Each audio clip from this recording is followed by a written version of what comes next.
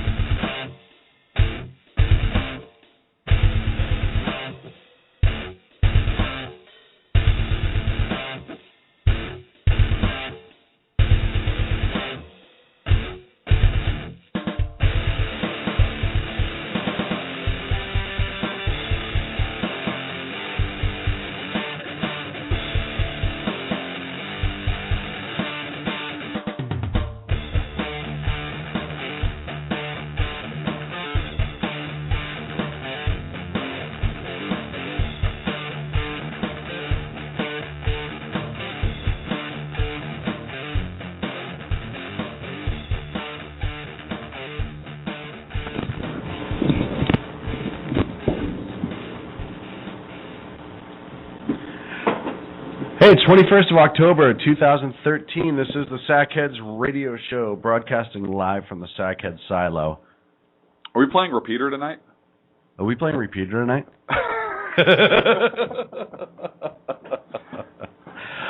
On the east side of the room, you have Sackhead Clint. On the west side is Sackhead Sacco. Off to the right here, you have Sackhead Sacco. He's actually on my left. So no, he's on the right, dude. He's right there. People are situated at home. South? Is he on the south? How are you? I've been better. Why? That. He's got a point. And you should be happy. I should be happy. We took 2 Boston out of 3 from the Giants. Beat the Giants, yeah. Which is... Hey, before we go too far, I want to give the Giants organization a lot of credit. For the series, they wore the Boston Strong patch on their uniforms to remember the victims of the Boston Marathon attack. And I just, for me, growing up in Boston, I just thought that was a class act. Now, was it to remember the victims, or was it because they knew Boston was the better team and was in fact strong, and they knew they wouldn't be able to defeat them? Two out of three. They didn't wear. I don't know if they wore it the middle game. I'll have to double check. Maybe they took it off because they knew they were going to walk in the winning run. But so yeah, I was happy we took 2 out of 3. I was really impressed with the Giants organization. I thought that was outstanding. So that was good. Other than that, my back hurts, and I am still aggravated. I am a complainer, Sacco. Thank you. Did Sacco stab you in the back? No, again? By not failing again. to bring Doritos? Not again. By not bringing me my Doritos. He failed. He stabbed you. Did you want any Doritos? In the back. Where you going, Sacco?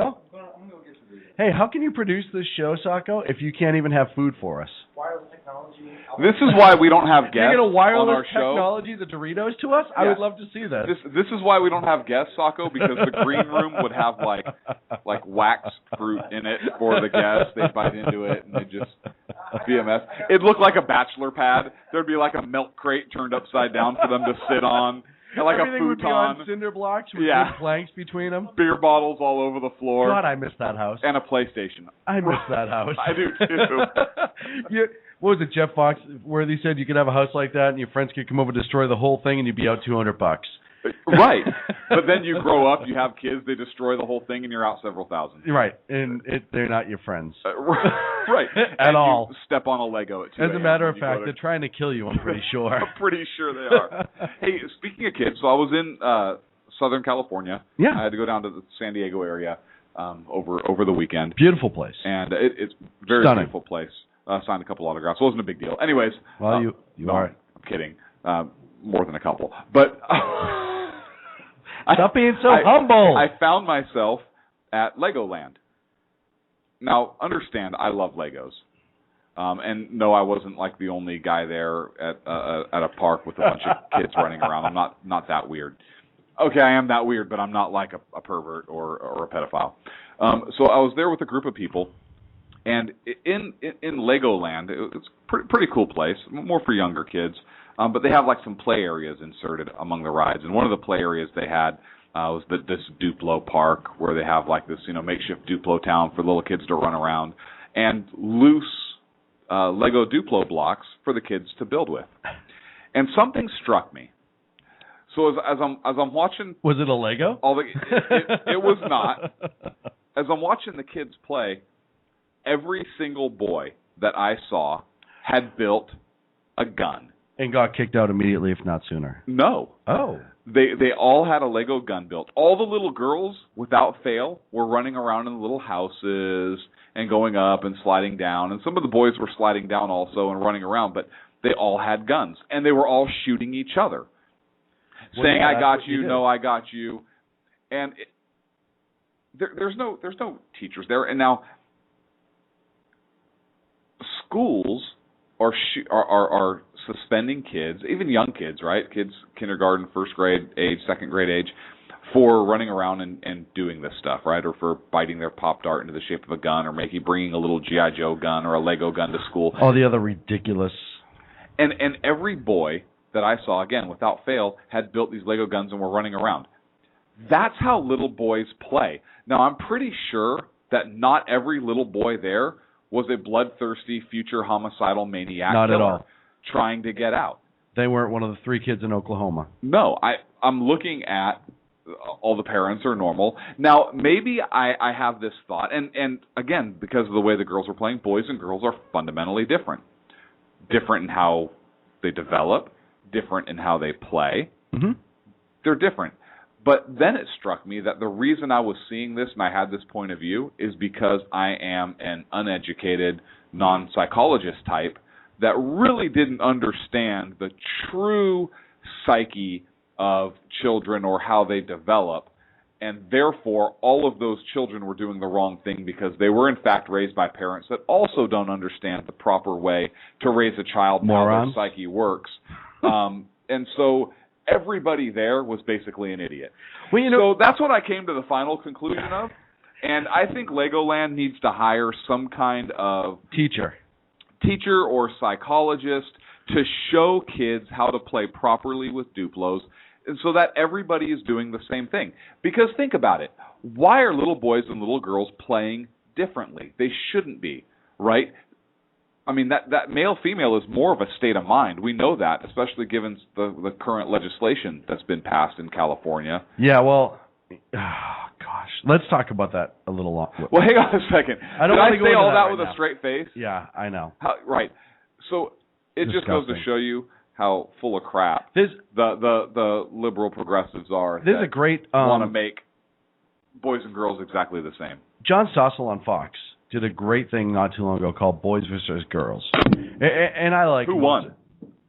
Was it like the battle that they had, like, aliens? No, because unlike the liberals, it wasn't about dividing us. It was about showing us why we should be happy about our differences. Oh, okay. You mean celebrating diversity? Essentially, which you would think liberals would love, be thrilled about. But it was an hour-long show. It was amazing to watch the difference between boys and girls, men and women, what certain people are strong with, and males are stronger at this, women are stronger at that, this, that, and the other thing. I'm not going to get into it and ruin it for you. Go check it out. It's online. I watched it 2 weeks ago, and I was ridiculously impressed by it. So check it out. Okay. So you asked me how I was at the beginning of the show. And you answered. And I answered. And now you're going to change your answer. And part of the reason I was saying, I'm meh tonight, is because I watched a video today from Syria of people who were allegedly, and I'll say allegedly for now to make certain people happy. The Russians. Just say the Russians. The Russians. I just want to make the Russians and China. And China happy. I don't know. I didn't see China's statement on it. I didn't see China's statement either, but I just like to make them happy because they own our money. And our country and our lives. Country and all I just want stuff. to take a moment to remind China of something. Okay. The Flying Tigers. Oh, that's all I'm going to say. That's it. It's just, I thought we did them a solid. It's we did, and we kind of bailed them out. It's funny how World China War II. and France. I'm just. You'd think would have a better. I'm still shocked that the French flag actually has two other colors on it. I never knew it. I thought it was. know. I thought it was for perspective. I thought it was so you could see the white stand out. Right. I mean, I can see them now, right?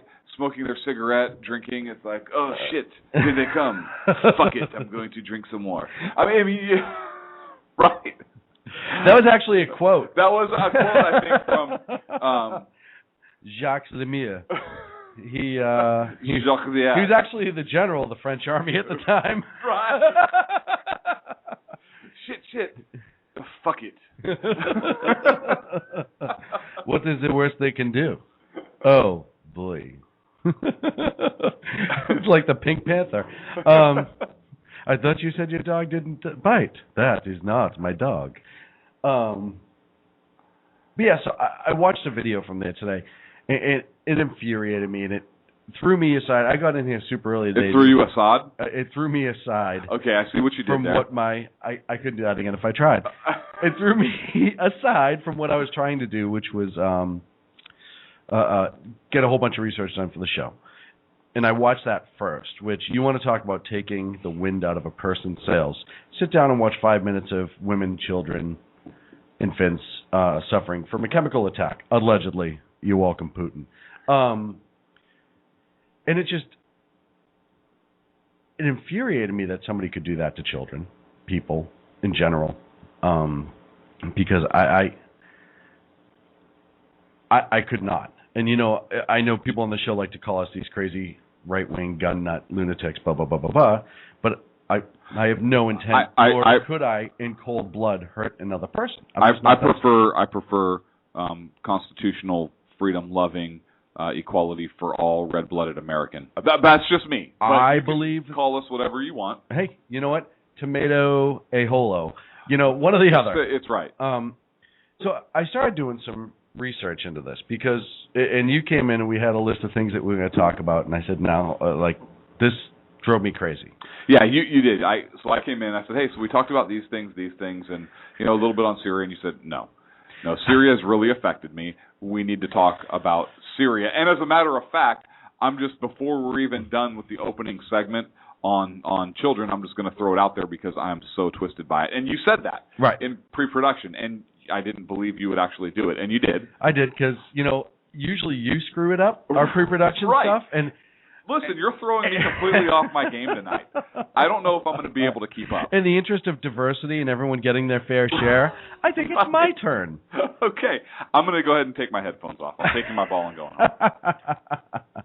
Well, first of all, the attack is horrific, and the BBC released a statement today, and they're pretty much calling it a chemical attack. And I know that the UN hasn't confirmed it, but I'd like to remind everyone that the UN went into Syria all the way back in March, looking at potential chemical weapon uses, and have yet to release a statement. So I'm not exactly waiting around for the UN like we have a tendency to do before I call this. I'm not calling for an attack on Syria. I'm just saying that I am going to, based on what I saw and everything that I read, I'm going to go ahead and assert the fact that it was a chemical attack. Probably Russian-made, which is why the Russians... Could be Iranian. It could be Iranian. Could it be Chinese? It would be Russian. Again, would be Russian, because most not the Chinese, right? Yeah, but I think they got the plans and stuff from the Russia. The plans and stuff, but I mean, it's. But right, it might have been made there. Really, okay, fine. Yeah. It's kind of like the Russian space shuttle, right? It looks a lot like ours. It was kind of our space shuttle, but it was like theirs. And we're just going to throw it on a bigger plane. Right.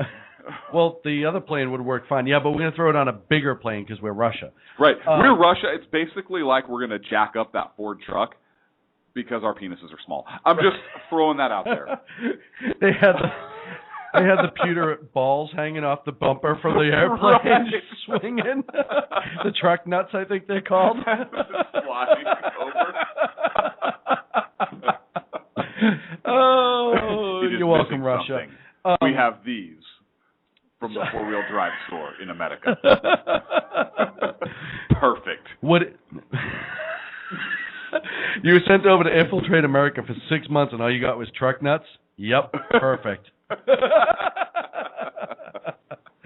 Putin will be most pleased.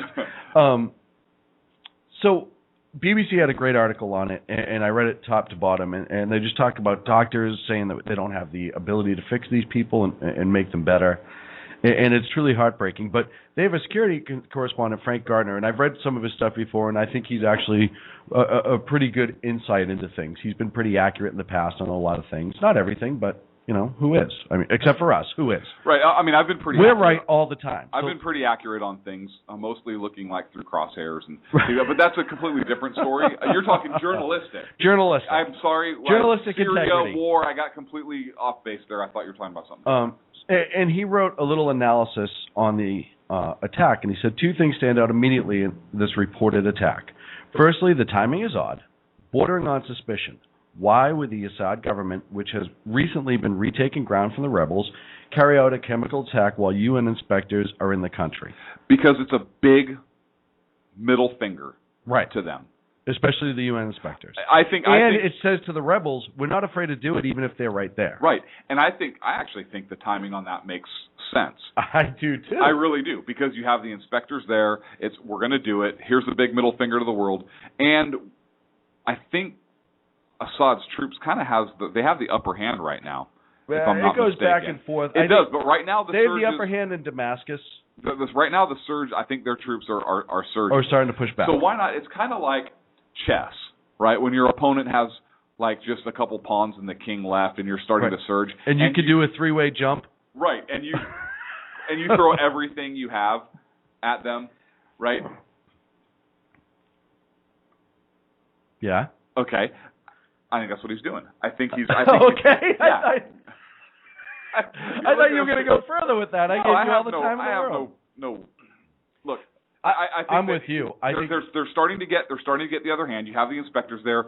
You launch a chemical attack. You send a message to the UN. First of all, we know you guys are weak, and we don't care. We don't care. And they are weak. There's no question in our minds that the UN are just completely useless, weak establishment. You have Putin saying, "Yeah, go ahead. We'll back your play," right?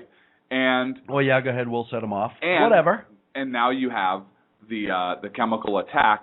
So you have the fear instilled in the population to stop rising up against you, and now potentially you start gaining the upper hand as well through overwhelming firepower. I think the timing makes sense. Or if you're having manpower issues and you need to send a message to try to get them to draw back so you can kind of rebuild a little bit, it's another message to send there too.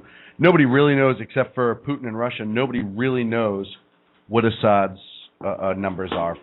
What he has standing. He's lost a lot of troops, a lot of weapons, a lot of stuff like that. A couple bases been overrun. So if you want to go out there and really send a ridiculous message of, hey, we are still in power, and we don't care what the country thinks, what the UN thinks rather, and this is how we're going to show it. We're going to let off a chemical weapon attack in the area of Damascus. And this isn't far from, this is on the outskirts of Damascus, which is why, to me, it's like alarming, because that's where all their people are. That's where a large amount, and it's close to home for Assad. So for him to release it there is just shocking to me. Right. But Gardner went on to say, but secondly, the scale of the apparent casualties is far worse than any of the previous alleged chemical attacks. And they said we have 5 that are that I can think of off the top of my head that are in the most question of possible chemical attacks dating back to March 19th in a town called Khan al-Assal. You said that too well. I read it like 50 times. I'm starting to kind of look at it. I hope the NSA didn't hear that, because they'll be real good. That was them. Sacco, get the door and just run. Just open the door and run out the other side. We'll be right behind you, buddy. But secondly, the scale of the, he went on to say, experts say it would be almost impossible to fake so many dead and injured, because there's been allegations that the Free Syrian Army has faked a lot of their casualties to get out to the world to get help, including children and babies. They bear no visible wounds from gunshots, instead mainly display the classic symptoms of a nerve agent attack, with startled, frozen expressions that experts say are reminiscent of Saddam Hussein's 1988 attack on the Kurds. That's from the pictures in the video I watched earlier today. Last year, a senior Syrian defector, Nafar Fares, told me in Qatar that the Assad government would not hesitate to use chemical weapons if they wanted to. However, today it denies any guilt and instead says this is a media campaign by its enemies. So, you start looking at this. You had the Syrian defector who was high up in the Syrian government saying, hey, they're not afraid to use it. The government immediately denies, as Russia comes out and really denies in a different report today that this even happened, and they're saying it's all BS. Mm-hmm. You have experts who are watching these videos who are saying that the victims are showing all the classic symptoms of a nerve agent attack. Do we wait for Syria on this before we make the decision? I don't want to talk about what's going to come after the decision, but before we say, hey, you know what, we're going to wait for the United Nations? No. This was a chemical weapon attack. Do you agree? I agree. Look, I've seen a lot of the same photographs you have, and I'm not a doctor, but based upon the expressions on the faces, the way the bodies are, I just don't know how you get children that small to act or look that. It looks real, obviously. Yeah, and it would be really hard to doctor that up on that scale. I'm wondering. Well, no, I'm gonna check that. For now, I'm gonna table that for a later conversation because we only have 9 minutes left before our first break. But the White House came out with a statement, and this was a red line that the Obama administration put out. Right? April 20th, 2013. If chemical weapons are used, this is a red line. Right? Yes. The U.S. would respond. Yes. And the White House came out and said, Josh Earnest, the spokesperson for the White House, said that the U.S. is, quote, deeply concerned. Okay. I am too, I would hope so. And he said, we're working urgently to gather additional information. Fantastic. Which is fair. But then he says the United States strongly condemns any and all use of chemical weapons. Outstanding. Okay, because if they said otherwise, I would be a little bit concerned. I'd be concerned. But then he says we're formally requesting that the United Nations urgently investigate this new allegation. Now I'm concerned. The UN investigative team, which is currently in Syria, is prepared to do so, and that is consistent with its purpose and mandate. That concerns me because it seems to me that that this administration is getting ready to flick the booger.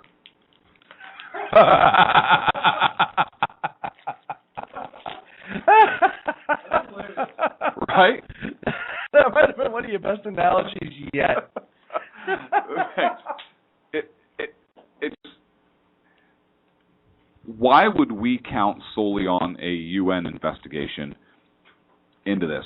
We have intelligence assets all over the world, and we have right there in Libya. We have intelligence assets in Syria. I'm pretty sure we could confirm that this was a chemical attack, and what the agent is. Don't know what the agent was. Could it be sarin gas? Could it be mustard gas? Who knows what it could be? But we could find out pretty quick if that red line has been crossed or not. So why call for a UN investigation? And you and I kicked around some potential scenarios, and we talked about, hey, maybe some of the reasons that this is going on and what's Russia gain, what's China gain, and some scenarios. And I'd like to get into those a little bit more, a little bit later. We'll split it up. We'll go after the break and see the political side of all of this after the fact. But my point is, we can find out right now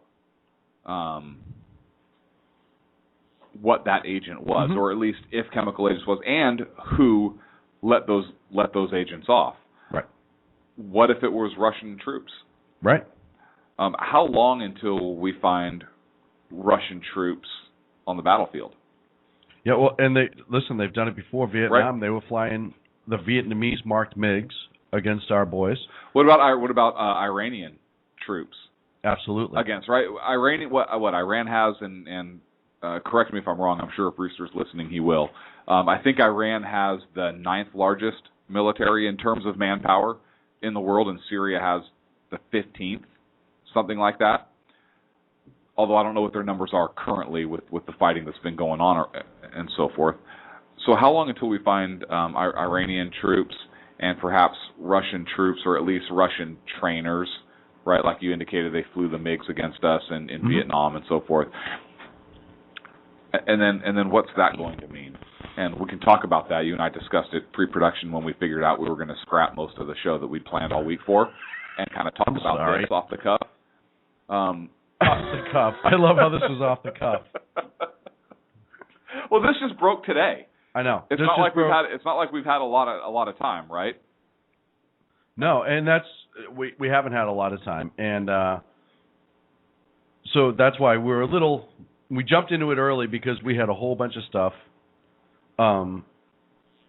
ready to go that we still want to fit into the end of the show, but we felt like that we had to kind of get this out of the way. This is too important to really discuss. Yeah. And again, after the break, I want to talk about some of the potential political implications. The stuff we're actually good at. For the U.S. and for Russia, as well as for China.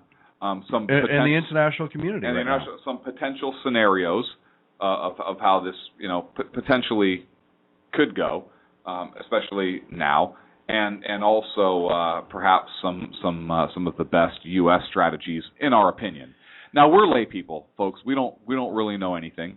I disagree with you. So no. We are. Listen, we don't have the intelligence. We don't have the intelligence. That's right. We don't have. We're certainly not educated. A lot of liberals will just end it with a period. You don't have intelligence at all. We're not educated.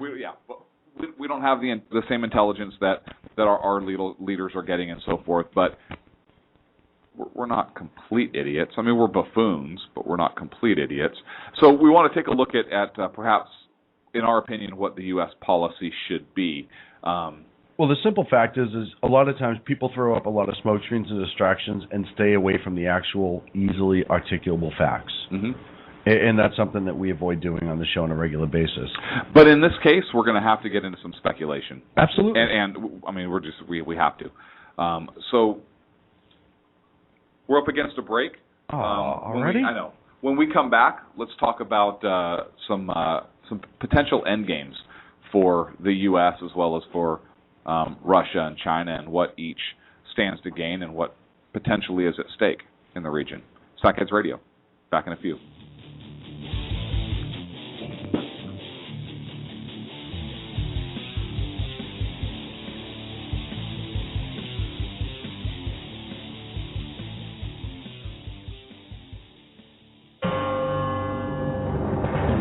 Hello, I'm Lori, a student at Hillsdale College. Here is Hillsdale President Dr. Larry Arnn on how the founders viewed God as the source of our equality and legal rights. America's founders knew, obviously, that human beings are not equal in terms of strength or beauty, or in terms of intelligence, industry, or talents.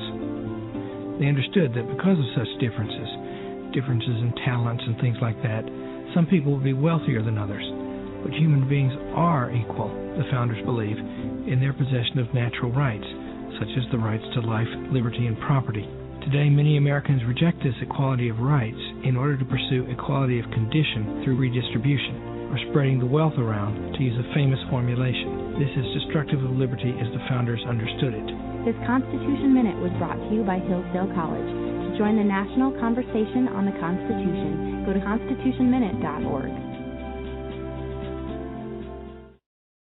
Hey guys, it's Sean from Sackheads Radio. I know I've said it before. Check out our friends at conservativeoutcry.net, but I really mean it. If you want interesting and exciting political commentary and analysis, that is the place to get it. Different, always spot on, always truthful, never pulling a punch. conservativeoutcry.net. Tell Rooster to get Bulldog back on and that Sackheads Radio sent you. And also, coming soon, the Sackheads Radio Forum on conservativeoutcry.net. How you doing? John Grant here. When I'm not slaving over a hot microphone on the 405radio.com Saturdays at 10 a.m. Eastern, I check out Sean and Clint here at Sackheads Radio. We all appreciate the best political bloggers, writers, and commentators. We either get them on our shows or we make fun of them, as it should be. So check us out live Saturdays at 10 a.m. Eastern or forever on the podcasts on the 405radio.com. Hi, this is Sarah Marie Brenner. You know, we often talk on the Brenner Brief about the fact that there really needs to be an organization to help people at the local level who are interested in running for things like school boards, city council, and other local offices. Well, I think I finally have the solution for you, at least for you women out there. It's called Politigal Network, Politigal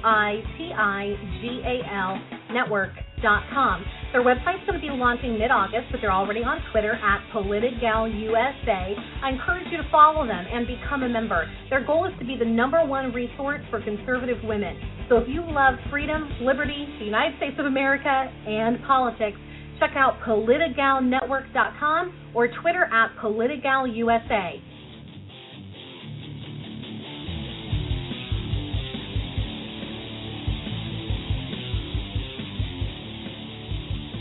Now back to Clint and Sean on Sackheads Radio, radiating elegancy and quality.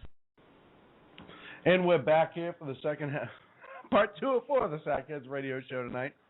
Before we went to the break, we talked about Syria and the alleged chemical attack that took place today, Wednesday. I think it might have been late Tuesday their time. And we caught up to speed on that. Are you a Russian propagandist tonight? Because you keep saying alleged chemical attack. I thought we made a determination that it was most likely a chemical attack. Can I officially stop using the word alleged?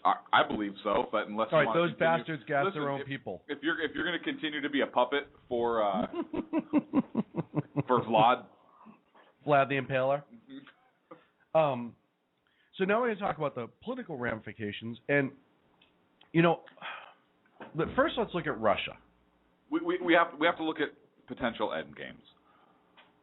We've talked about in the past how we believe Putin has a plan in place and how he's trying to push that country back to a communist style, Chinese style communism. I firmly believe that. I believe that's what a lot of his prodding stuff that he's done recently with the bear bombers, blah blah blah blah blah, as we've said before. And you asked the question, what does Putin get out of Syria? Well, let's look at where Syria is situated, mm-hmm. right? It has Iraq to the east. It borders Iraq on the east. It's got Jordan on the south, and Jordan is a country that is it's kind of in a precarious position. It tries to maintain its independence. It borders Israel on its west, and I think Israel shares a little bit on the northeastern border with Syria. And then Lebanon is on Syria's east, which is Iran. What's that? Which is Iran. It's Lebanon. It's Lebanon. And then Turkey on the north, right? Huge U.S. ally. So there are a lot of countries. It's kind of in a key position there, the way it's situated in the Middle East. And there's a couple. I mean, obviously Turkey is a U.S. ally, member of NATO. And then Israel is a huge U.S. ally. But Jordan, we have to be very careful with how we proceed in the Middle East. And we'll talk a little bit about this later because of Jordan and the position that they're in.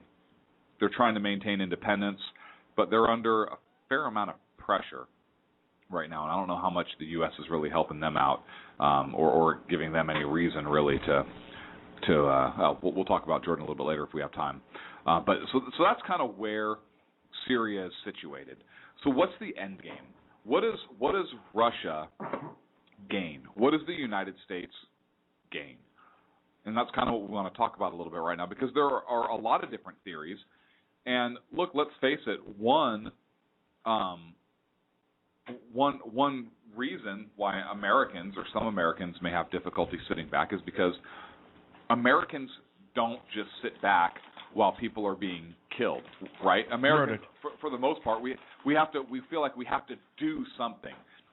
And I don't know if that comes from World War II, after it was discovered that the Holocaust occurred, or if it's because we're more of an international world now, and so some people feel like we have to take care of those that can't help themselves. Which, look, that's a good thing to be on an individual level, right? Take care of those who can't defend themselves. I think that is absolutely a wonderful. I think that's one of the finest quality people have on an individual basis. Yep, absolutely. Exactly. The question is, on a national level or on an international level, can a country sustain itself that consistently does that? And that's a debate for another time. But all I'm saying is I can understand why there's a segment of the American population that wants to be in Syria to do something. But what does the U.S. – well, let's look at first – we'll ask this question. What does the U.S. gain in Syria by actually taking action in Syria other than assistance or stopping a perceived bully? Because let's face it right now. We have two enemies of ours that are fighting in Syria. Oh, yeah. Both sides – neither side is our friend. Right. So one side's aligned with Al-Qaeda. The other side's Assad and Russia. His regime, and right. So I would think that you'll let them fight it out, but that's neither here nor there. So you have two sides, both of which are. Well, it's not neither here nor there because how many other countries do we go running into that are in civil? There's a bunch of countries in civil war right now that we stay out of though, because they're not directly either tactical or oil. There's civil wars going on all over Africa, southern Africa. How about the British are there? That's a good point. So that's probably why you never hear about anything.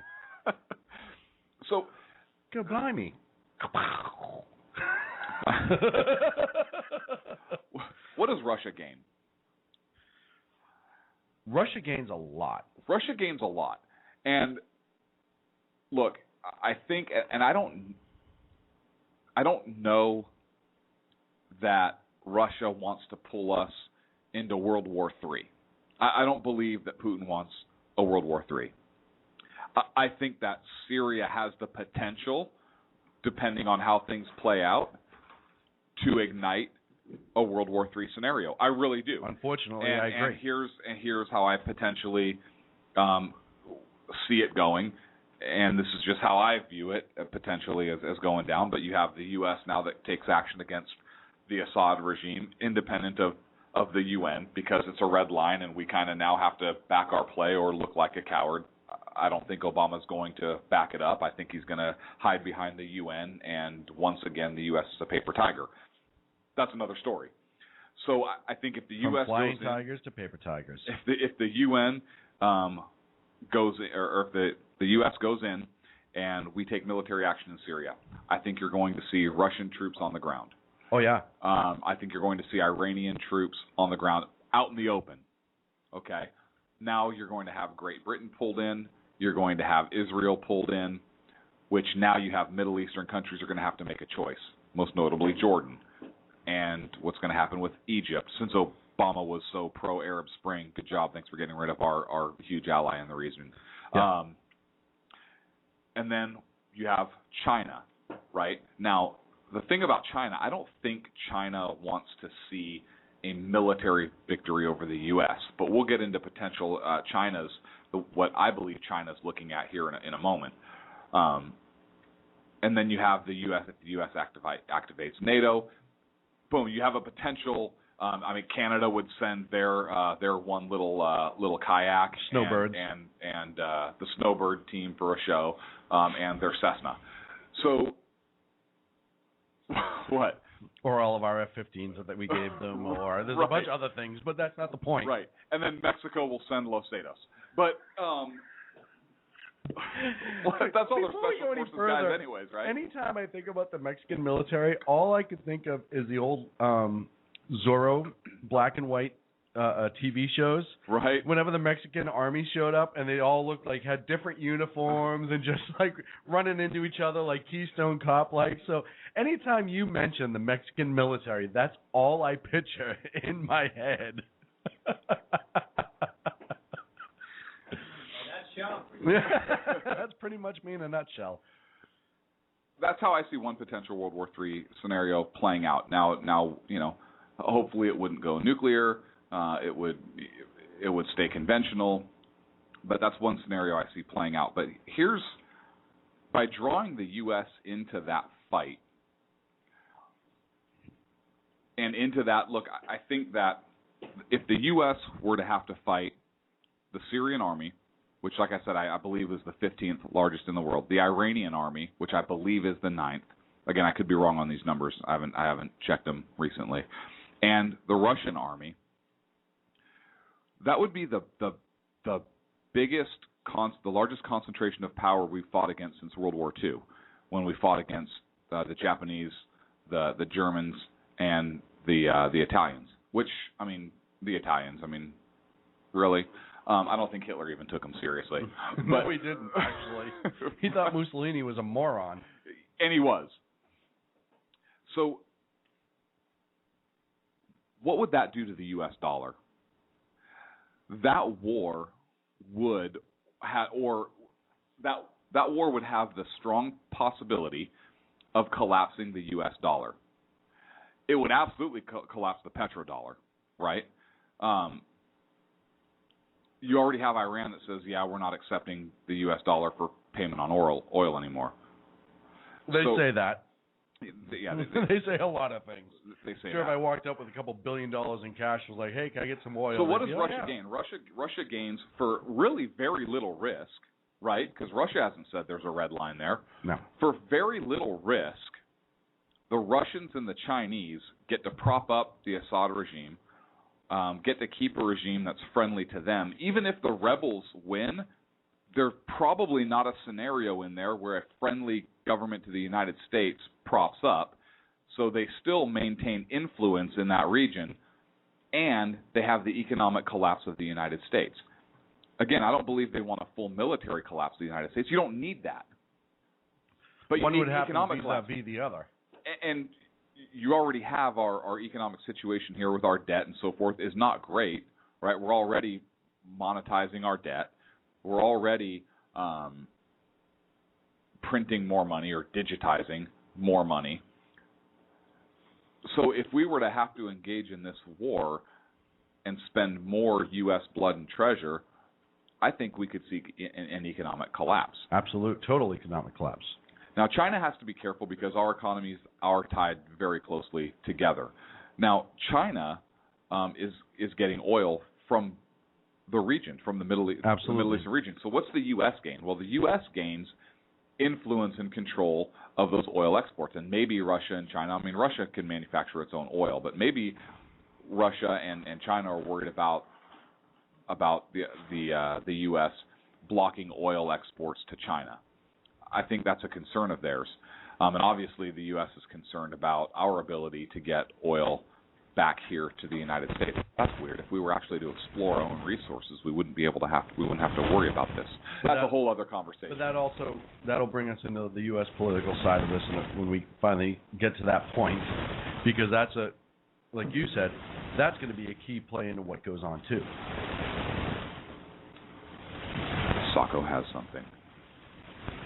As soon as Sacco says, I'll let him know, it can be one of two things. Rooster said he needs help.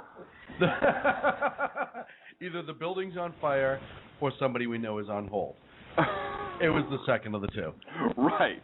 I didn't smell smoke. And we will get to Rooster from Conservative Outcry in a few tomorrow. Tomorrow's live show. We'll get to Rooster. So that's what I think the Chinese and the Russians gain versus what the U.S. gains. I don't know that we gain anything economically other than more control or influence in the oil exportation here domestically. The same thing that I think we would get if Egypt was still in order, stabilizing the region, and like everyone else, like everything else in the past has been, we hope that the person gets in there is friendlier to us than they are to the people that we are adversaries. Well, I want to say one other thing on the scenario I kind of drew up with the war. If we kind of let Jordan, I mentioned Jordan, if we kind of let Jordan go by the wayside, because it's kind of stable right now, if we let Jordan destabilize because of the conflict in the region, you can have Jordan kind of fall into this economic chaos, and that's a problem for us, because if that happens, I think potentially you could see the Palestinians rising up, and now you have the front. Now you have another front, right? Now you have the Palestinians, and Israel's going to have to. It just. But further. I'm not going to muddy the waters, but that's my concern with Jordan, and I see that happening in the scenario I just laid out. We talk about what Russia gains, and I look at it this way: if he is trying to go that route with communism, you need that common enemy. Syria has been a very close ally to Russia for years. I mean, decades. Yeah. Much like if somebody attacked Canada or England, we would take exception to that. If we were to attack Syria, the Russian people could take offense to that. Now he has that common enemy back that you need in the Cold War. You just need that. Mm-hmm. And the Cold War, militarily and financially, was pretty good to the Russians for a long time. And they don't forget that. They had a lot of that's how they got into a lot of their oil discovery. That's how they got into all their production. A lot of their people, even though the money was all going back to the government because it was socialist, all their people were working because they were in the factories and in the plants. Yeah, you had to wait around the corner. So you're saying socialism was working. So good job, Obama. That's what I'm hearing you say. Well, that's not at all what I'm saying. Okay. Socialism worked for the people in power, not for the regular people. But they were working. They were in factories. Like I said, all the money's going to the government. Kind of like that Donald Duck cartoon. Right in the Führer's face. So for Russia, that'll work out good because now you have that common enemy and you can start to rally it around. Listen, Putin's already done an amazing job of tearing down this president and making us look weak. He's done an amazing job. This president has done a terrific job absolutely of allowing Putin himself to be torn down. His ventures, if you will. He's already poked and seeing what he can get away with. Everything. I think that a lot of that was done by design. I think what's going on with Iran, hey, listen, we all know if we go into Iran, we're going to find Russian equipment all over those reactors. There's no questions asked about that. Same thing with North Korea. We've done nothing about it. Zero.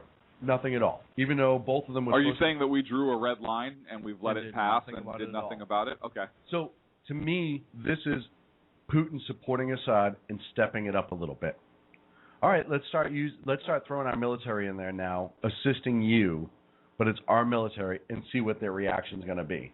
And then when Obama threw them the softball and said, hey, if we see the chemical weapons, the big red line. And that's Russia's only naval base outside of their... Yep. So they need to maintain that. That's huge for them because that's... If they need to go into the Middle East for oil at some point or they need to launch an attack from the Middle East, they need Cyprus. They need that base. Mm-hmm. So then they pushed it a little bit forward to see what the reaction is going to be. I agree with you. I don't know if they necessarily want a full-on military World War III. Do they want a Cold War II? I believe so. I believe they want a Cold War. I don't believe they want a World War III. I believe that they want U.S. troops to commit to the area, right. And I think they want the further destabilization of the U.S. economy and the collapse of the U.S. dollar, because then they win the Cold War. Right. Absolutely. They defeat us economically. We're defeated economically. They're not. They own us. And we are no longer a world superpower at that point. I agree absolutely.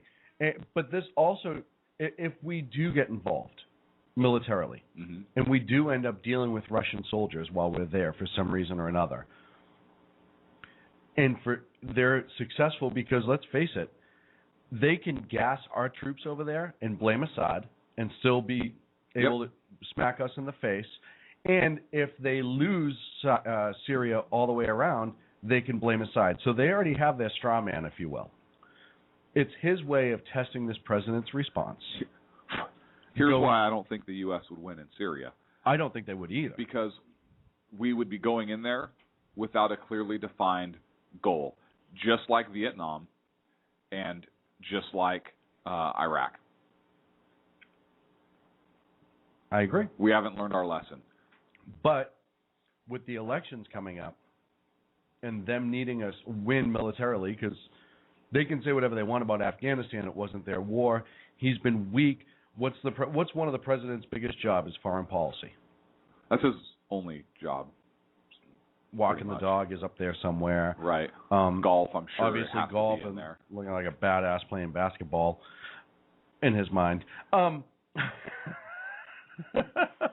guy I've ever seen at the White House that dunked with a cigarette butt hanging out of his mouth, but that's neither here nor there. And he did it on a 3-foot basket. But the Democrats need him to look tough on something. See, I think that if he goes to war, if he goes to war in Syria, he loses. I think he loses his base. I mean, how many leftists out there no blood for oil, right? Yeah, but look at what he's done. Look at how many people he's rallied. People will follow him because of who he is, and that would carry to Hillary. Listen, we've talked about this before. He said nothing during his campaigns that really meant anything. Other than he's going to fundamentally transform. Right. He's made a couple key points that are coming back to bite the rest of us, not you and I, but the people that ignore them. But he said nothing as far as what he was going to do as president outside of Obamacare, I think came up once before, and make the international community love us. That was one of his big ones too. Well, he's showed time and again he's failed at that. Mm-hmm. And it's getting worse and worse and worse, and they laugh at him. So now you have to decide which road you're going to walk down. Are we still going to be being the weak puppet where they blame you for everything, or are you going to try to nut up? And you don't know with this president because nothing he does makes sense. I do not think President Obama is going to take a strong stance. I don't. I think he's going to push the UN angle, which the White House already started that narrative today. I think he's going to push the UN angle and start talking about how tough we're being by supporting the UN because we're not going to have another Bush-era policy of go it alone, even though I'm pretty sure that was a coalition that went in also. But he's not. He's going to stop reading history books. So I apologize. He's going to bring that narrative up. We're not going to have another go it alone war like we did in Iraq and Afghanistan. We saw where that got us. We're gonna partner with our international partners. I said this was a red line, and we're taking a tough stance. We're backing UN sanctions and the UN investigation, and we're being a world partner in the international. That's the weak angle I think he's going to take, and I think that's exactly what Putin is counting on. I think Putin's counting on either one. I think either way he benefits. I agree. So he doesn't care which one happens. He's waiting to see which one happens. I think Putin, as much as he drives me insane, is a very ridiculously intelligent man. And he is not sitting back and going, oh, the Americans, oh, God, they scare the hell out of me. He said, no, I'm going to let them make their choice, and then I'm going to exploit it one way or the other. Yeah, he's not sitting back saying, oh, man, there's Ronald Reagan in the Oval Office. Right. He doesn't have the stones. And if he does have the stones to push back even a little bit, he's not going to be so committed that it's going to knock us back. So either way, we're going to win. You know what? Have you seen the movie Kung Fu Panda? Yes. Okay, so in this scenario, President Obama is like Poe. And here's where. Do you remember when he first was going to hit the punching bag? Yes. Right? And he said, hit it. And he kind of makes this weak fist and barely tapped it. And the punching bag barely moved. That's Obama taking a tough stance. Right? Russia's the punching bag, and the conservatives and everything are saying, hey, hit it. Right? Hit it. And he comes up and he just makes that little silly face and just barely taps it. My issue starts to be is if Syria doesn't come to a head at one time or another, if it doesn't end one way or the other. If Syria doesn't end? If Syria, this are you advocating turning it into a glass parking lot? If this civil war does not end, you brought up destabilizing Jordan. How does this affect Jordan? If Syria is in total civil unrest like Lebanon was in the early 80s and all that stuff, what does that do to the region? It further destabilizes it. And you now have Iraq, which is just completely lawless right now and getting worse. You have Egypt, which is out of control. You have... I don't think that Syria in and of itself destabilizes Jordan. I think that the U.S. and Russia and Iran getting involved in Syria destabilizes Jordan. But you now have three larger, lots of military power sitting there, mostly Shiite Muslim, or a large population of Shiite Muslim people, completely a mess. That gives Iran the opportunity to come in and start fixing things. It does, but so what? I think that if the U.S. is completely out of Syria and hands off and spends their resources actually supporting Israel and Jordan, I don't think Jordan destabilizes. I don't, and I think we maintain. Jordan. I'm talking about the region entirely. Oh, I thought you were talking about Jordan. If Iran starts to step up and the proxy for Russia, if they start to step up and say, hey, you know what, we're going to help you stabilize, and we're going to help you stabilize, and now we have a better foothold. They already have a foothold right next to Israel, but now we're that much closer, and they poke that Israeli bear a little bit more. Assad wasn't a friend anyway, so let's face it. No matter which side wins, they're going to have a friend in the region, and we are not. Right. So why are we going to get involved? I'm saying if we do. This is a strictly if we do scenario. It's the same outcome. Okay. I think it's the same outcome. I don't. It's the same outcome for the U.S. because if Assad's I'm talking about for the region, though. Same thing. If Assad's regime stays in power, right, you have a regime that's friendly to the Russians, not very friendly to the United States. The Russians maintain their port. Mm-hmm. If the rebels win, and we know that they're tied to the brother, look, those rebels are not our friends, you have the winning side that's not friendly to the U.S. The Russians are going to maintain their port, and what's the difference? So what can the U.S. do? Unless the UN actually goes in and does something, but that'll never happen. So either way, but even if the UN goes in and does something, if the UN actually goes in and mitigates it and maybe installs a UN-backed government. Yes, that'll be great. You want the UN involved in installing governments in any country? Hey, listen, we're spitballing scenarios here. No, we are. And that's something that fears me. My only point is I don't think the U.S. gets a win out of this. I really don't, unless I think that there is something the U.S. can do, and I want to talk about it in the next segment. Okay. If you don't mind. No, not at all. And then also get to Rooster's call, but I want to talk first before we get to Rooster's call about what I believe the U.S. can do in the region, and we can talk about that. Rooster can agree or disagree, and we can have the debate as well. I think it'd be a good discussion. On that note, Sackheads Radio will be back in 3 minutes. 3 minutes.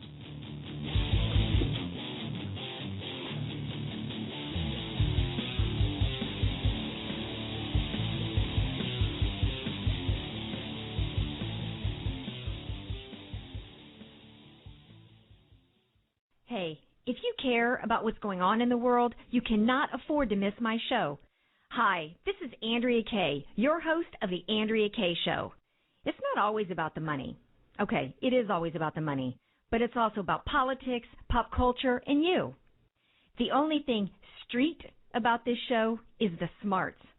There's a reason they call me Dynamite in a Dress, and you'll find out why when you listen Tuesday mornings at 10 on Financial News and Talk. Hello, I'm Paul, a student at Hillsdale College. Here is my professor, Dr. Larry Arnn, on the separation of church and state. America's founders believed in the separation of church and state, in that the country was not to have an official religion or an official sect. But that did not mean that government was to be hostile to religion, or even indifferent to religion, as many today argue. In fact, America's founding document, the Declaration of Independence, includes both a reference to God as the author of the laws of nature and a confident assertion that human beings are endowed by their Creator with certain inalienable rights. Far from being hostile or indifferent to religion, America's founders understood the theology of the Declaration to be an essential part of the education of citizens. This Constitution Minute was brought to you by Hillsdale College. To join the national conversation on the Constitution, go to constitutionminute.org. How you doing? John Grant here. When I'm not slaving over a hot microphone on the 405radio.com Saturdays at 10 a.m. Eastern, I check out Sean and Clint here at Sackheads Radio. We all appreciate the best political bloggers, writers, and commentators. We either get them on our shows or we make fun of them, as it should be.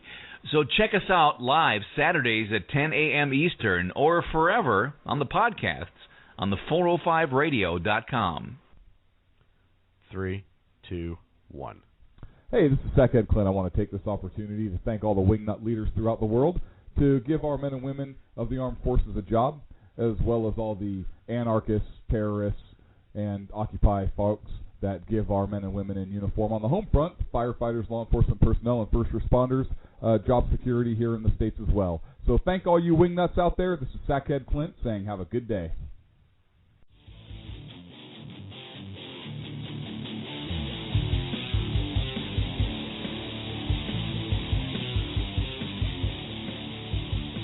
Now back to Clint and Sean on Sackheads Radio, radiating elegancy and quality.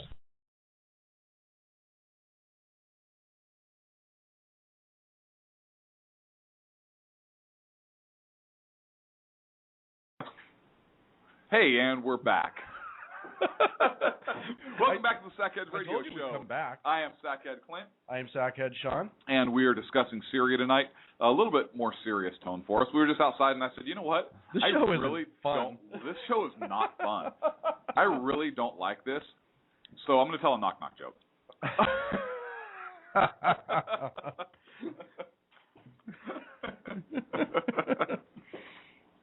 I'm waiting. No, I can't. Oh, I did hear this one at Legoland. Knock, knock. Who's there? Boo. Boo-hoo. Don't cry. It's just a joke. Is that bad or what?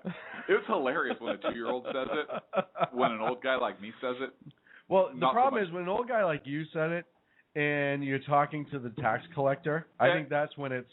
Right, and I have a stick of candy in my hand. Well, and that's not so bad, but you're wearing that old round hat with the big blue bow on it, and Right. you're in your shorts with these suspenders, that's when it gets a little creepy. Listen, it's you remember the show Mork and Mindy, right? Absolutely. Those are the suspenders I have. Don't judge me. Don't hate. Don't hate. With the finger in the number 1, but instead of being held straight up, it's to the side, like pointing. That was such a great show. So we ended up with the question of what can the U.S. do, in my humble opinion, and kind of avoid some of these potential pitfalls.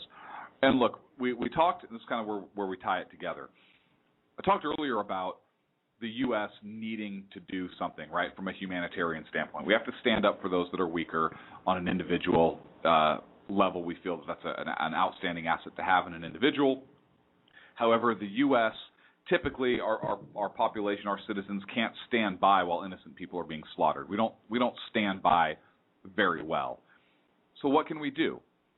Look, I think one of the main things we can do is provide humanitarian assistance to people that are living in refugee camps in the region. True humanitarian Absolutely. Efforts. You know what? I am okay with that. Yeah. We are a very generous country. If you look at how much money we give in foreign aid, some of it I disagree with, but some of it in an effort like this, I would support sending money in humanitarian aid to refugees from this Syrian conflict. I would. This is you have we already talked about what's going on over there, and you have people in these refugee camps. I'm okay with that, and I think that most Americans would be okay with that because we are helping our fellow man. Okay, not through military means, but in providing assistance and so forth. Just like any other disaster. Just like any, and you know, we've talked about, hey, we have people at home we need to take care of, yes, but hey, we feel the need to do something when we see things going on in the world. This is something I think that both sides should be able to agree on. Hey, we're doing something, not militarily, but we are arming assisting one side those. or the other. We're not doing clandestine operations. We're not doing any of that stuff because. Right.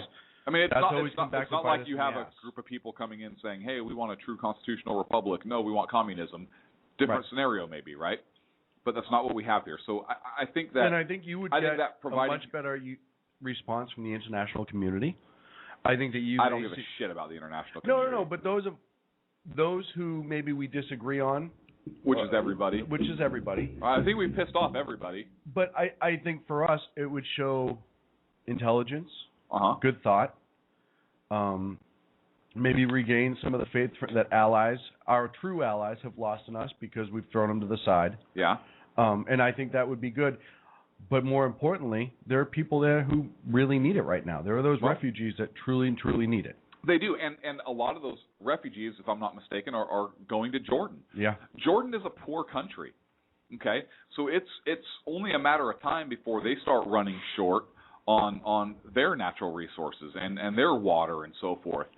So I think providing humanitarian resources to those refugees, particularly those in Jordan, not only assists the refugees and shows, hey, see, the United States, we actually care about you, but it also assists Jordan in relieving some of that burden. And what's that do? It goes back to what I talked about with helping to shore up Jordan, right, and providing them relief and keeping them stable.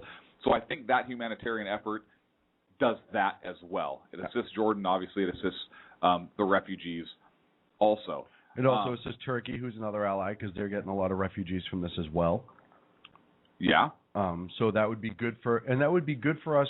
Listen, if you're worried about foreign relation and our view in the region, that would be excellent for us. We're not getting in your way. We're just making sure the people need taken care of are taken care of. Right. We're helping the sick, the poor, the needy, and we're doing what we can to make sure that they are healthy and alive. We're not giving them guns. We're not doing any of that crap. We're just giving them what's needed the most. Yep. And I think that's an amazing idea. I think you're spot on there. I think the other thing that the U.S. needs to do is stay the hell out of there. I don't believe we need to be arming the rebels. No. Because they are not our friends. No, God, no. I don't believe they're linked to Al-Qaeda. We know that. I don't believe we need to assist the Assad regime because they are not our friends. And no matter which way it goes, unless on the very off possibility the group of insurgents that just happens to be friendly to the U.S. wins, but I think even if they win, you're going to see a power vacuum, right? I think you're going to have those other groups that are not friendly to the U.S. Now they're going to be fighting amongst themselves for control of the country. There's so much armament in Syria. I think that with them now fighting for control after Assad's gone, I think you open up even more problems. I think the U.S. needs to stay the hell out of there militarily. Let whatever happens. I actually think Putin was right on that topic, on that when this whole thing started to heat up. Yeah, but he said that for his own reasons more than. But you know what? It doesn't matter why he said it. No, I agree. He's right. I think we need to let Syria just figure it out and walk away. Figure it out and walk away. You know, I mean, you have the refugees. We can assist the refugees and the innocents. But as far as the fighting goes, we need to stay the hell out of there because it's going to do nothing but get us. But it begs the question. But put us into a worse position. Where's the UN? Why isn't the UN? The UN is where it always is. I know, but and that's people why seem to we need forget to. that. That's why we need to defund the UN and kick them the hell out of New York. I completely agree. But this is one of those spot-on examples of the UN. If somebody should be doing anything, whether I like the UN or dislike the UN, this is kind of their job. How is it any of the UN's business? The UN shouldn't exist, but it does. So therefore, it's not their job. I think the UN needs to stay the hell out of it also. I disagree with you in the sense that as it stands now and all the money that we dump into them and all the other countries and what they say they do, this is their job, and they're not even kind of doing it. But I'm not arguing about their philosophy. I'm arguing about the fact that they exist, whether we like it or not. Department of Homeland Security exists whether we like it or not, and it's their job. So if they start putting people, their federal agents, on highways because it's a transportation issue, and they start making traffic stops on vehicles and doing random search for explosive devices, you'd be okay with that because even though we don't like it, that's their job. No, because we have a constitution that forbids it. Okay, and the UN, they shouldn't exist, just like Homeland Security shouldn't exist, so why are we going to say, I agree with you. Well, they shouldn't exist, what but I'm they saying should go ahead and do this? Why aren't people calling them out? They are. Obama did. The White House did. No, they called them for help. They called them for help. Instead of turning around and saying, hey, you jackasses keep saying this is what you do best. And we give you money for it? We give you money saying, please do what you say you do best. How many of those UN troops are U.S. troops? I know. That's my issue with it as well. Yeah, I don't think the UN I'm just saying doing a stinking thing. This is another reason why we should defund and get rid of the UN. This is a reason that I'm giving you. Why aren't people calling them out? Why? And how come it's always us? that's making these calls to the UN? You know the answer to that. I know, but it's just it's maddening to me. It's absolutely insane. The UN shouldn't exist. I totally agree with you. Well, this is another reason why it shouldn't exist, because it's just a bureaucracy. I'm trying to get us back on point. We were talking about the U.S. and what our course of action is. Yeah. And I believe that should be our course of action, independent of what Russia does, independent of what Iran does. I think that the U.S. should pull back, give humanitarian aid. We win hearts and minds. We stabilize Jordan, and we don't collapse ourselves economically or spread ourselves too militarily thin. Let's bring Rooster in. I know he's been waiting for a little bit. A little bit. A lot bit. And he always provides a unique perspective. I'd like to hear what he has to say on the issues. Let's play. Where's his music? White, and blue. That's a joke. Why are you going to call me a flag waver? All the big the man gets. I was going for a little bit of quiet drama. No, you weren't. You weren't going to give it to him. You were going to completely diss the Rooster. And I don't appreciate that. The man needs his intro. The man cannot formulate an intelligent thought without that theme music. The guy has a hard enough time.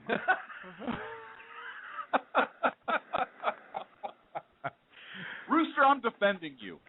Thank you. I'm just sitting here with my Metamucil and putting on speakerphone. Hey, keeps me regular. When you listen to our show, do you put Depends on so you don't have to get up and miss anything? No, I just pee in the little plastic trash can. He asked us, if we could take breaks every 12 minutes, just so we couldn't miss anything, and I said that we just can't do that. How are you, gentlemen? Sir? I'm doing quite well. I'm doing very well, actually. Good. Sean will tell you why later. Don't say it on the air, Sean. Okay. You saw. But let's back up a little bit. All right. Vlad wants to play. We all know that. Mm-hmm. Okay, so his energy fields up there aren't doing as well as people think. We know it. He knows it. The rest of the world doesn't know it yet. So what has he got to sell? Oil. Technology. Oh. No, he doesn't have the oil. That's the whole key to this.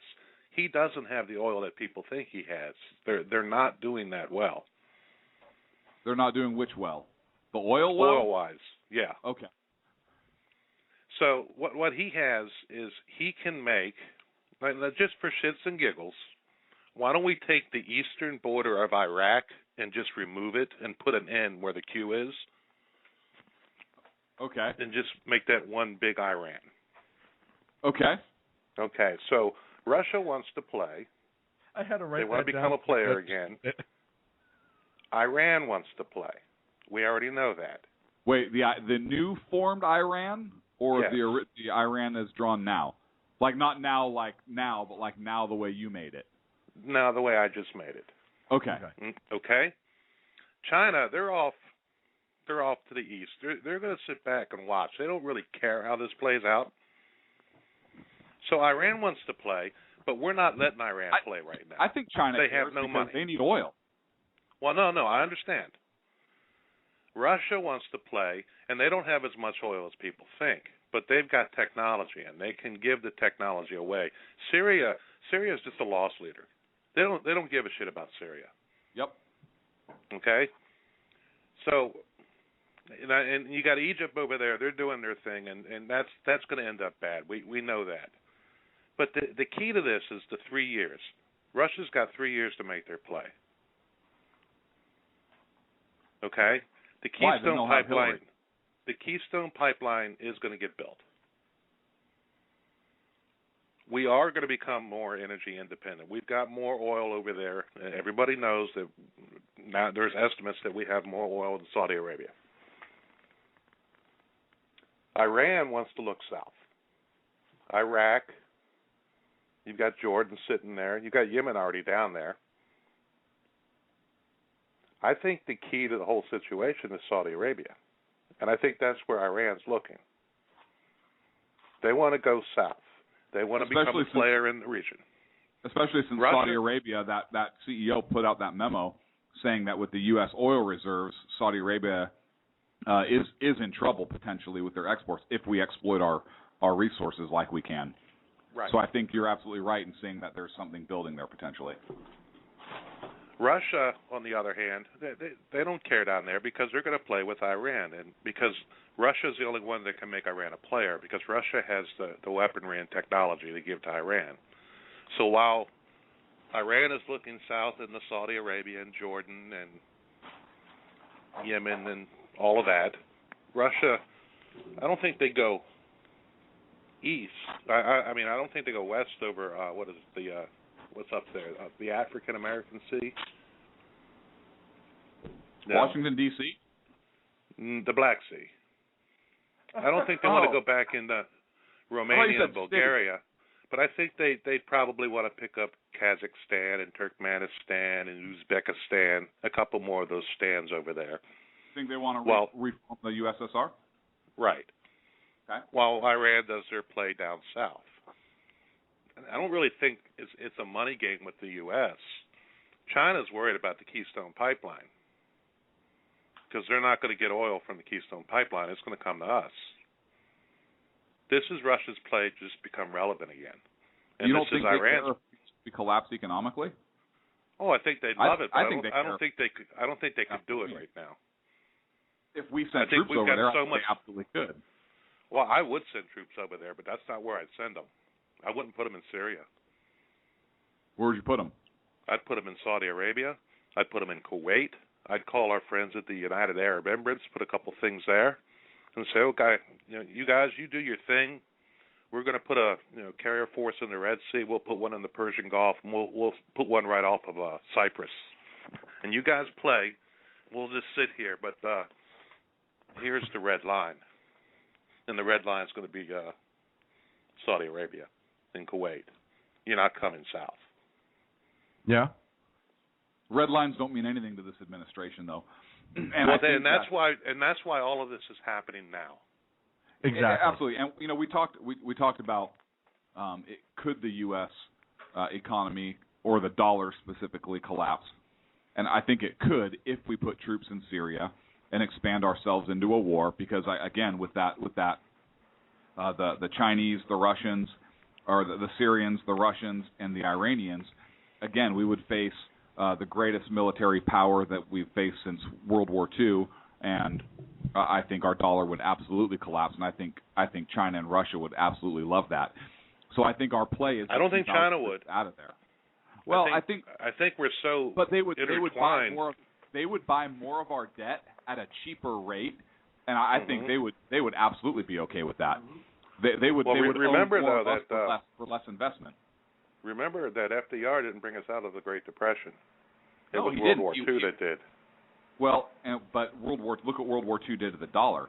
And FDR prolonged the Depression based upon his policies. Mm-hmm. We know that. But the dollar wasn't strong going into or even the first couple years of the war. I mean, our economic boom started, but it was because we had a huge industrial machine and a huge workforce that got that effort going. Yeah. But you have to bring it back, maybe. Yeah, but there's again, absolutely no way that you can let Iran go down south. You can't let that happen. Because then China is intertwined with Iran. Russia is supplying them with technology, and oil-wise, we can stand on our own. But I think Saudi Arabia is what they're looking at. And I think Syria and Egypt are just. Let me ask you this: Why would you commit troops?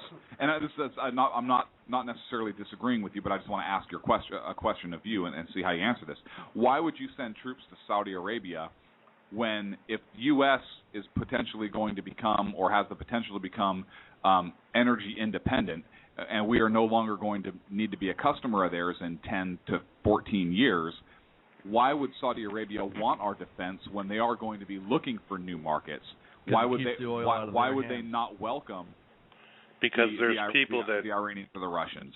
There's people that don't like us that are going to need that oil too. That's a fair assessment. Okay. So that's the reason we why gotta maintain there are it to people keep that going don't like us and see us as the devil. That if you allow to get any stronger than what they are, they will be a problem. You got Korea sitting over there. They're not a problem. They can't really do anything. But Iran can. But that's my question. Why would Saudi Arabia doesn't necessarily like us. They need us. They need us now. But if they don't need us because we're going to become energy independent, why would they want our military assets in place? Because they don't why like would Iran they allow either. That to happen? They don't, yeah. No, but they don't. What about Russia? They don't have heartburn with Russia that I know Russia of. doesn't want to play with them, though. At least not right now. Russia doesn't want said them. that recently. Russia just said that recently. They don't want to even deal with them. Saudi Arabia offered a $15 billion arms deal if they'd pull out of Syria or stay away from Syria for the most part, and they said no. So that tells you that they have a bigger interest in Syria because of where that can launch in the future. Now, there's something else that we're missing here in how much influence we've lost in that region. I don't mean to cut you off, Sean. I apologize. Yeah, you do. But you have you have look. Who just promised Egypt to make up the difference if U.S. cut funding to the country? Who just did that? If we cut funding to Egypt, exactly. So Saudi Arabia. It's because Saudi Arabia can't afford for Egypt to fall. Egypt's already fallen. What? But somebody's in control right now versus nobody being in control. The military is in control right now. Saudi Arabia can't afford to be encircled. And that's what you would end up with. They'd be surrounded. Kind of like Israel. But again, you have the Saudi Arabia acting against U.S. wishes. So I don't see them allowing us to maintain troops, standing troops or military within their borders. Acting against U.S. wishes because of what? Because we chose to back the Muslim Brotherhood? Well, let me ask you this with Saudi Arabia. If we back out of the region completely, and again, hypothetical, who's going to march into Saudi Arabia and take their oil versus buying it? Iran. Yeah. They'll do it in a second. So Saudi Arabia has a vested interest to keep us as an ally, even if we're not buying their oil. But if they're going to override our wishes by providing monetary assistance to Egypt when we cut it off, I don't think we need to go over there at all. But here's the problem I have. You now have Russia that has, if Iran takes Saudi Arabia, and Russia will help, because we all know that's just how it works. You now, and I don't know if China will let this happen, because now Russia will control or Iran, Russia's proxy will control all that oil and decide pricing and all that stuff, and can now start to starve out China. But why do we care if we have more oil than Saudi Arabia and we can become energy independent? Right, but then we won't, because China either has to deal with us or they'll deal with Iran at that point. Well, that's the whole problem. China doesn't want to deal with us. China wants to buy us. Right, and I think they won't be able to if we're energy independent. But I think you'll now have two dogs in the fight, and you'll have China become subservient to Russia because they'll control the oil. I disagree. I think China is too proud. I think you would see China and Russia now go at each other, and we could sit back. I think our best play is to stay the hell out of this. This is your best show yet. You think so? I like this. I got a whiteboard out and everything. We're playing Risk while we're doing this just to see how it's going to turn out. Yeah, just so you know, this whole show is based upon the moves we're making on a big Risk board right now. We have absolutely no idea what we're talking about. Next week is Stratego. And then after here's the wild card: is Israel just going to sit back and let these things happen because they've got a vested interest in the area too? Well, probably more so than we do. Yeah, I think Israel will not stand by if Iran starts moving south. Absolutely. No way. I think Israel jumps right in and tries to get them in that case, we have to jump in to defend Israel, but not into Syria, not for Saudi Arabia, not for any of our interests. But once we're drawn in, we're drawn in. But that's the problem. And that's the same. That's the same problem that Bush Sr. saw. He didn't want Israel involved at all because he knew that once they got in, that was it. But that's right. So you've got to keep them out. Obama's policies has destabilized that region even further. And above. Egypt was a big deal in that. So yeah. Well, and like I said, so you talk about Saudi Arabia, and if we leave, they're hosed and they know it. Mm-hmm. So because they can't fight. Yeah, and we all know that. Right. Yeah. We give them stuff to make it look cute, but they don't have a good military whatsoever. Iran, And Kuwait can't fight. Kuwait can't fight. I honestly think Iran could walk in and stomp those two out rather quickly. And now that you now have one out of the four of our biggest adversaries who control the oil and who work with countries like North Korea, and they can start distributing fuel back to them because they say the hell with the UN sanctions, as everyone else does. And now you have that huge mass of military in North Korea, let's face it, is a puppet, and they'll do what they're told as long as they're getting stuff. Rooster brought up the point of technology. Russia has enough technology to sustain everybody over there. There's one wild card that we're not talking about, and it's the big elephant in the room, and I'm going to throw it out there right before our next break for everybody to think about. Rooster, Cuba? if you don't mind staying on, I'd like to get your take on this. It'll give you a couple minutes to think about. Nope. Get ready, NSA. Here it comes. Here's the big wild card nobody's talking about. What if the U.S. destabilizes based upon our political climate, and we have civil war, God forbid something spark here in the United States on the home front? You guys think about that. Sackheads Radio Show. We'll be back in 3.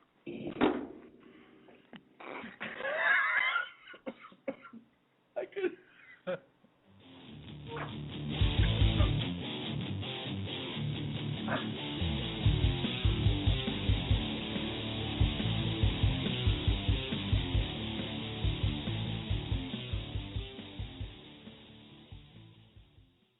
Hey, if you care about what's going on in the world, you cannot afford to miss my show. Hi, this is Andrea Kay, your host of The Andrea Kay Show. It's not always about the money. Okay, it is always about the money, but it's also about politics, pop culture, and you. The only thing street about this show is the smarts. There's a reason they call me Dynamite in a Dress, and you'll find out why when you listen Tuesday mornings at 10 on Financial News and Talk. Hello, I'm Paul, a student at Hillsdale College. Here is my professor, Dr. Larry Arnn, on the separation of church and state. America's founders believed in the separation of church and state, in that the country was not to have an official religion or an official sect. But that did not mean that government was to be hostile to religion, or even indifferent to religion, as many today argue. In fact, America's founding document, the Declaration of Independence, includes both a reference to God as the author of the laws of nature and a confident assertion that human beings are endowed by their Creator with certain inalienable rights. Far from being hostile or indifferent to religion, America's founders understood the theology of the Declaration to be an essential part of the education of citizens. This Constitution Minute was brought to you by Hillsdale College. To join the national conversation on the Constitution, go to constitutionminute.org. How you doing? John Grant here. When I'm not slaving over a hot microphone on the 405radio.com Saturdays at 10 a.m. Eastern, I check out Sean and Clint here at Sackheads Radio. We all appreciate the best political bloggers, writers, and commentators. We either get them on our shows or we make fun of them, as it should be. So check us out live Saturdays at 10 a.m. Eastern or forever on the podcasts on the 405radio.com. 3, 2, 1. Hey, this is Sackhead Clint. I want to take this opportunity to thank all the wingnut leaders throughout the world, to give our men and women of the armed forces a job, as well as all the anarchists, terrorists, and Occupy folks that give our men and women in uniform on the home front, firefighters, law enforcement personnel, and first responders, job security here in the States as well. So thank all you wingnuts out there. This is Sackhead Clint saying have a good day.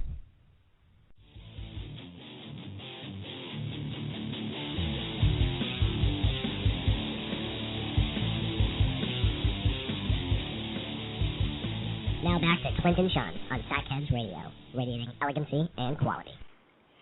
And we're back. Going into the break, not only did Clint drop a mental bomb to think about, so I run the board while we're doing the show.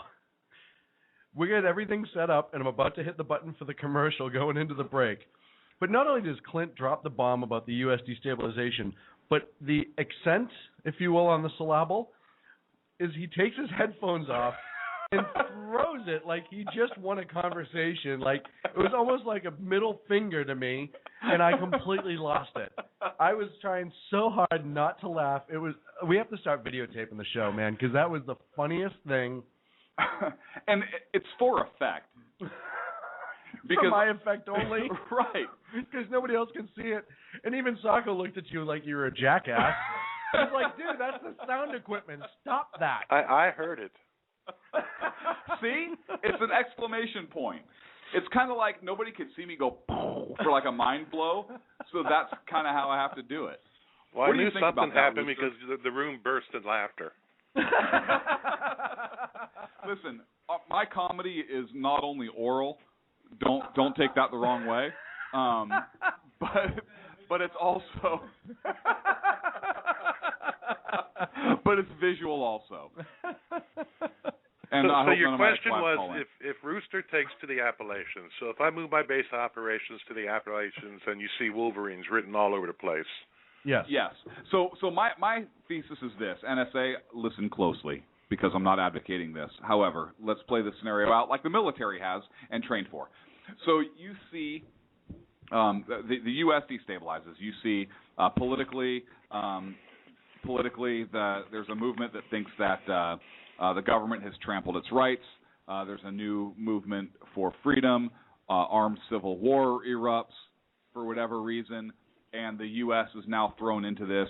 And let's say it's 10% of the population, okay? And if they conduct guerrilla warfare in the U.S., there's no way they'd win, but it would cause a major upset in the political climate of this country. Or you have states that secede from the Union, and now there's a true civil war in the United States. So, again, we're not advocating that, but let's put that theory in, because let's be realistic. I haven't seen, and I wasn't around in the 1800s or the 1700s, but Rooster can fill us in But on that. based upon the writings and so forth that I've read from the periods, I haven't read or studied a period in history that you have this much divide, and you have the country trying to go in two polar opposite directions. Since things I've read from the 18th century and even from the period before the Civil War, and it's scary to me. I love my country very much, but that's kind of some of the tone with some of the writings historically that I've read that I'm kind of seeing now. And I'm not saying that's going to happen, but it is a possibility to the point that the U.S. military has a plan in place to deal with it.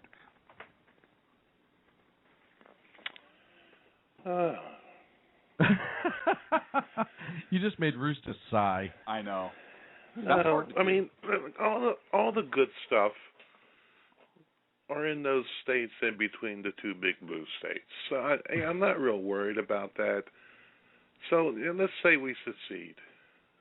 All right, you got New York and California. They're left over. They're the fruits and nuts out there anyway. We take the Morse code. And we send the messages out to the world that we're still around and don't fuck with us because. Yeah, but here's the problem. The president's under house arrest or whatever.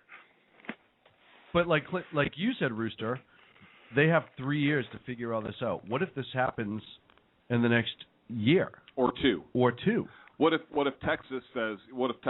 You know what? We're punching out. We're taking Montana, Alabama, some of Colorado, Alaska, the northern part of Colorado.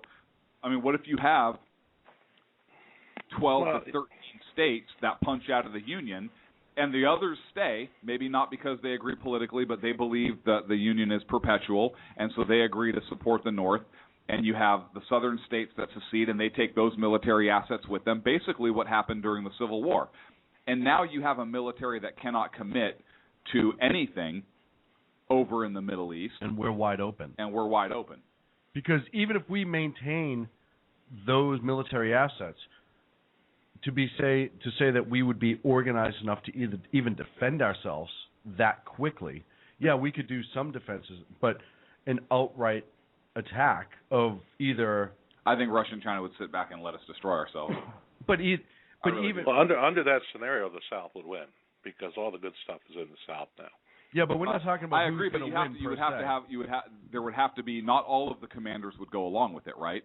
Not all of the commanders are like General Lee that say my home state is Virginia and I have to fight with my home state. That doesn't exist anymore. But you would have to have commanders that are sympathetic. But I think we're losing the focus.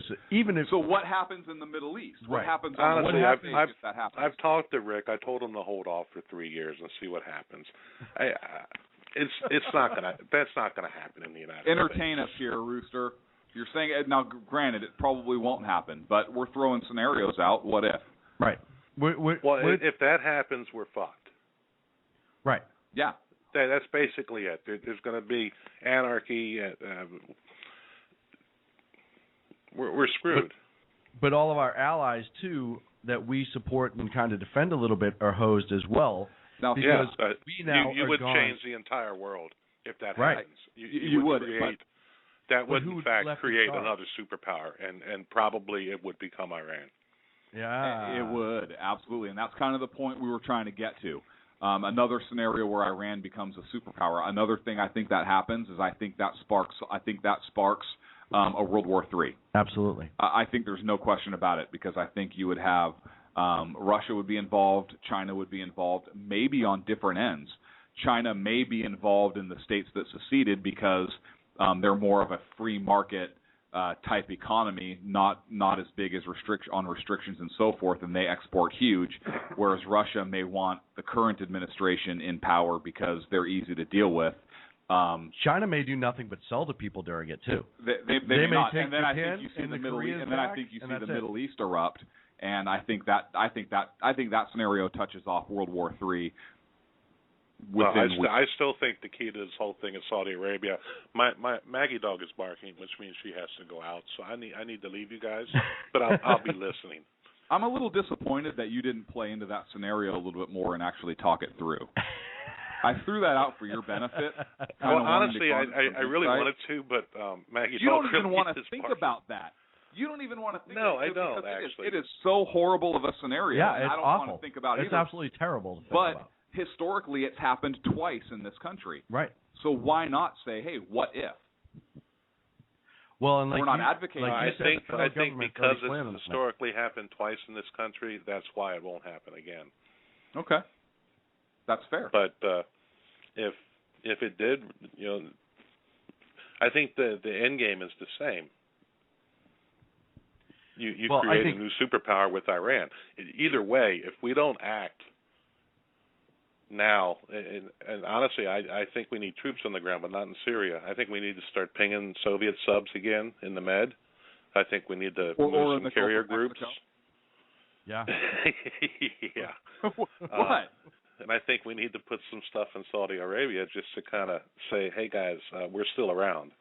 And then let them make their play then. As far as what's happening in Syria, do what you want. And by the way, Russia, we can fight in a chemical environment where others can't. Yeah, and we absolutely have that ability. Hey, Rooster, level 4. Rooster, thank you very much for your call, my friend. All right, I'll see you guys. Thank you very much. God I bless. appreciate it. Talk to you soon. Bye. Well, you brought up a really good point, Clint. Of course I did, Sean. This show has been way too serious for too long. I know. But it is scary. And we went through a bunch of scenarios tonight. We did, and even pre-production. And even pre-production.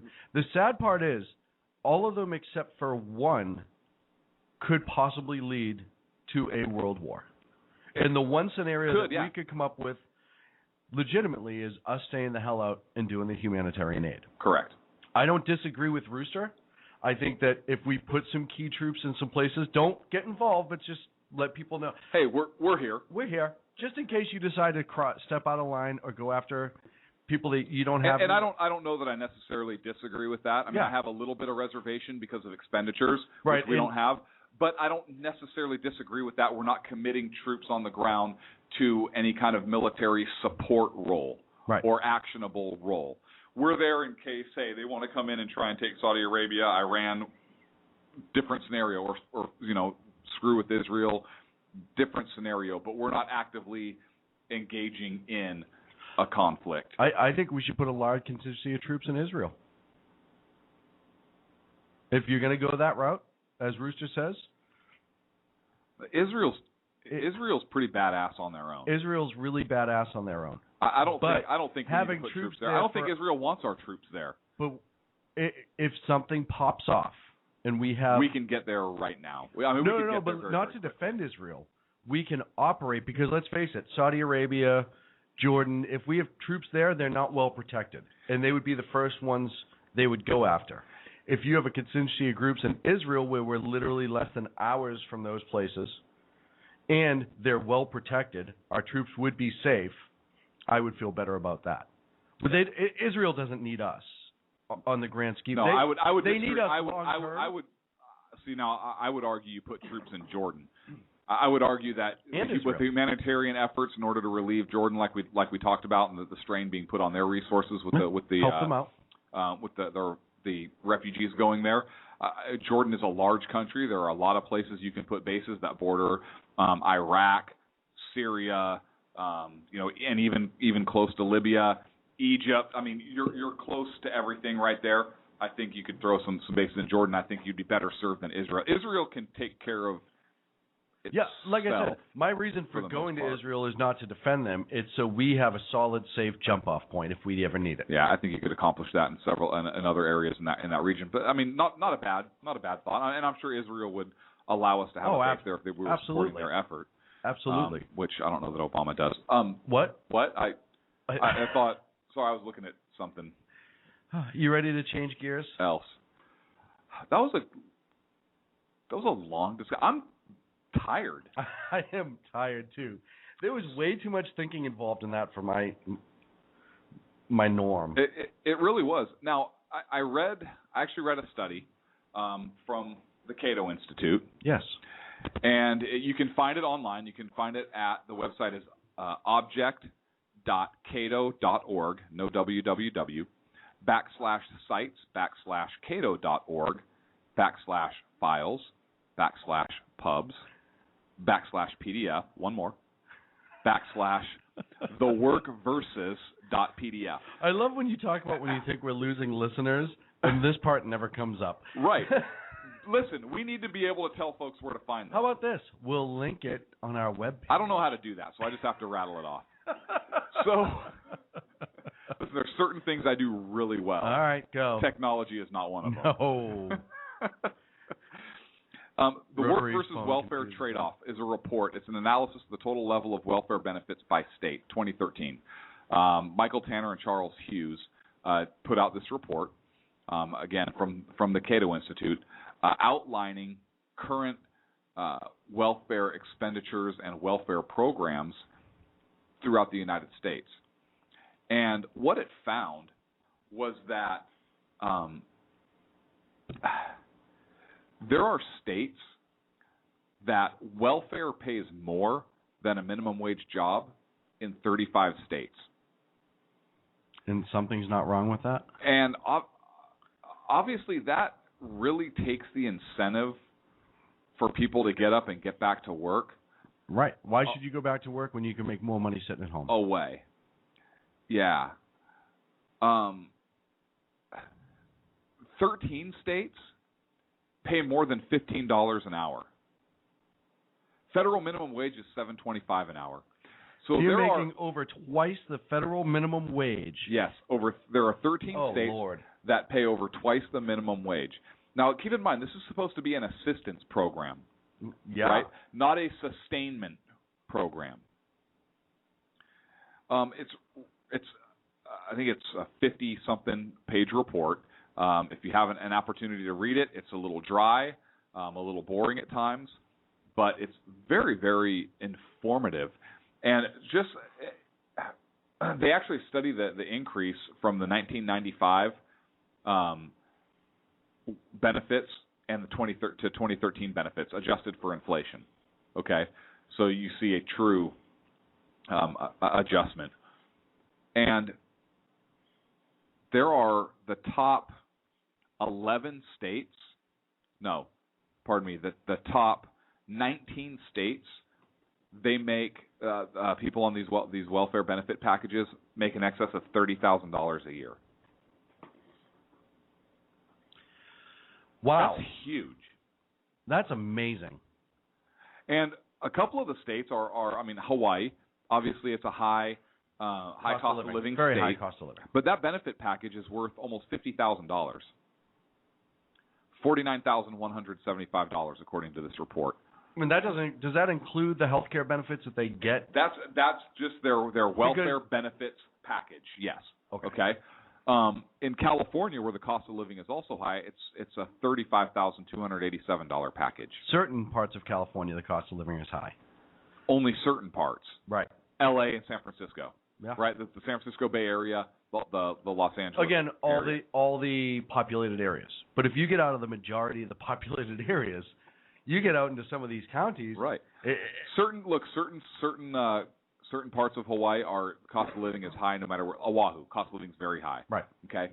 The main big island of Hawaii, the island of Hawaii itself, is the cost of living is not as insane. That great. Yeah, it's really not as far as housing prices and so forth. But there's not a lot of job opportunities there on the big island either. So I just think it's crazy the amount of money that's being put into these benefits packages. Again, I'm not for cutting people off of assistance, but let's be reasonable about it. Yeah, look, the idea is to give them assistance, not to sustain a particular lifestyle or to have them just live and have there be no incentive to work. Well, what are your thoughts on this? I think it's insane. I think it's insane that you can make twice as much money as the federal minimum wage. And I understand the minimum wage is not great as far as the average person. But I'm sure what this leaves out is a lot of people who are on welfare get not HUD housing, but they get the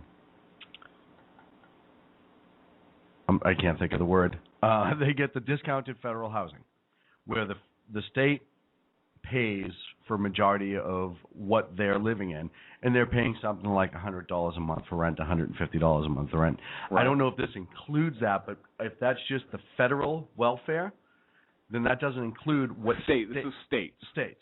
This is state welfare. So that doesn't include what the feds provide. Correct. So when the federal housing comes in, and a lot of that's federal program, that's an additional set. So that is why, in my opinion, there are plenty of able-bodied folk out there who refuse to go to work because we're giving them everything. I mean, listen, $35,000 a year or $30,000 a year, that's just under middle class. And then you add in a discounted housing rate. And it's well above the poverty line. I'm not saying we need to keep people in poverty, but it's supposed to be assistance. You know what would be amazing? Take everyone who's on welfare, take all the states that are paying them, and put them in Detroit. Let them buy the houses, because you could afford a house in Detroit on $30,000 a year. You could probably afford 3 of them. Mm-hmm. Go to Detroit. Start rebuilding Detroit that way. Mm-hmm. And I'm being facetious completely, but that's not the point. I believe that we need to get back to the system where if you're able-bodied and you're on state or federal assistance, mm-hmm. you go to work every day on federal projects, federal highway projects, picking trash, breaking rocks, learning to run a front-end loader. That's how the program used to work at one time.